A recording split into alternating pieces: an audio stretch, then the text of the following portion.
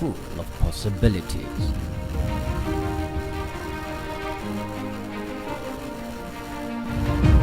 Take the first step towards your dreams.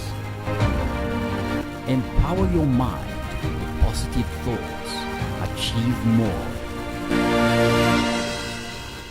Make a difference in someone's life today. Impossibility is nothing.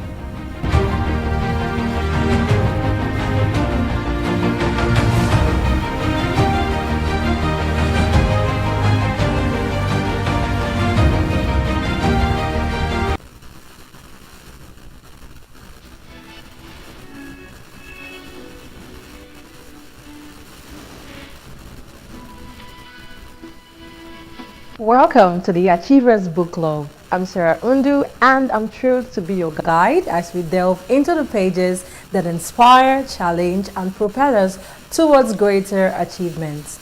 Broadcasting live from our School of Eloquence studio here in Ikoyi, Lagos, we believe that within every book lies a world of possibility waiting to be discovered.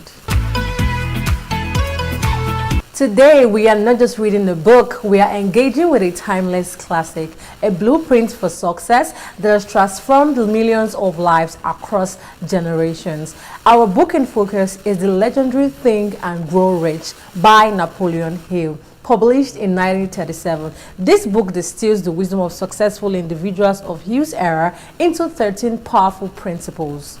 It's not just about financial wealth, it's about achieving anything you set your mind to, and it continues to be a cornerstone for anyone striving for mastery in their lives. This book teaches us that true wealth begins in the mind. To help us dissect the profound principles of Think and Grow Rich, we have a very special guest in our studio today. He's an icon in the motivational space, a true beacon of inspiration, Mr. Motivator. Welcome to the Achievers Book Club, Mr. Motivator. Thank you very much, Sarah. It's good to be with you. Thank you. You're welcome. So we're going to dive right into the book. So Napoleon Hill begins with desire and emphasizes on a definite purpose. He says whatever the mind can conceive and believe, That's right. it can achieve. How crucial is this concept, especially for Nigerians navigating our unique landscape of opportunities and challenges? Absolutely. You picked those two words very intentionally. The Nigerian space, opportunities, lots of opportunities, but again, we have a tremendous ton of challenges.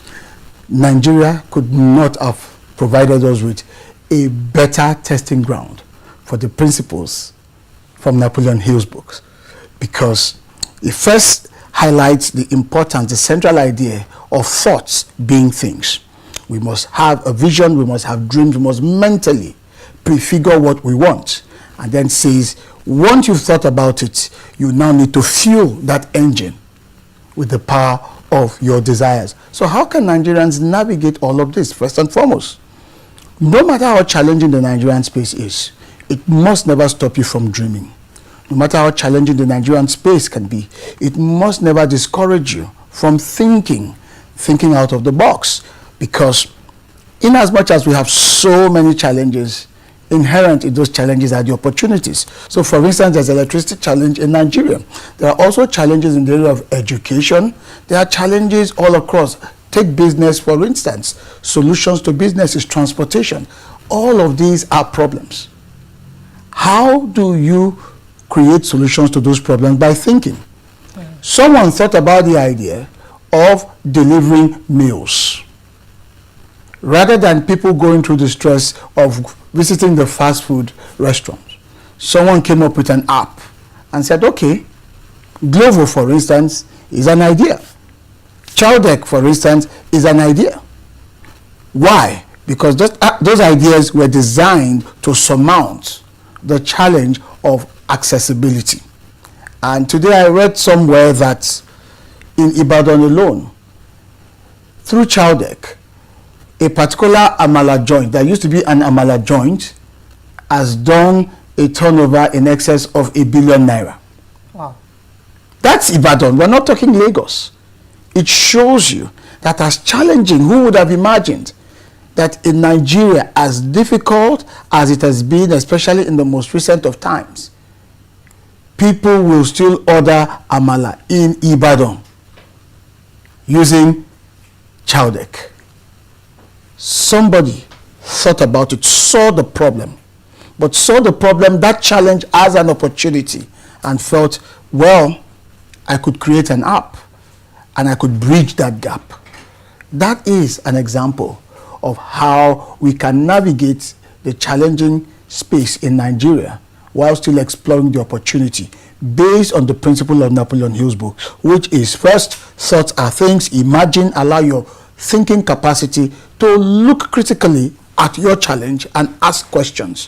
What can we do? Imagine yourself dreaming about what is possible, maybe through the use of your talent, through the actualization of your own potential. Just think through it. And then secondly, don't stop there. Develop that desire, that hunger to materialize, to actualize, to implement, to execute.